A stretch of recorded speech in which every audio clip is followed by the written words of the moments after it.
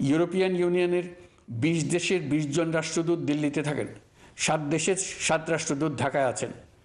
দিল্লি থেকে একসঙ্গে 20 জন রাষ্ট্রদূত সহ মোট 27 রাষ্ট্রদূত সমবেতভাবে আমার সঙ্গে বৈঠক করার জন্য আগামী কয়েকদিনের মধ্যে ঢাকায় আসছেন।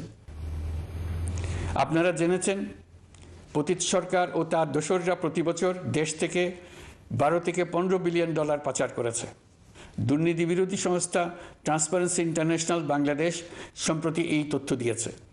পাচার হয়ে যাওয়া এই অর্থ ফিরিয়ে আনার জন্য সম্ভব সকল ধরনের উদ্যোগ আমরা গ্রহণ করেছি। এই কাজে সফল হতে পারলে আমাদের অর্থনীতি আরও গতি পাবে। এই কাজে আমরা বিভিন্ন আন্তর্জাতিক সাহায্য সংস্থার সাহায্য দিচ্ছি। আমি ধন্যবাদ জানাতে চাই বিশ্ব নেতৃবৃন্দকেও।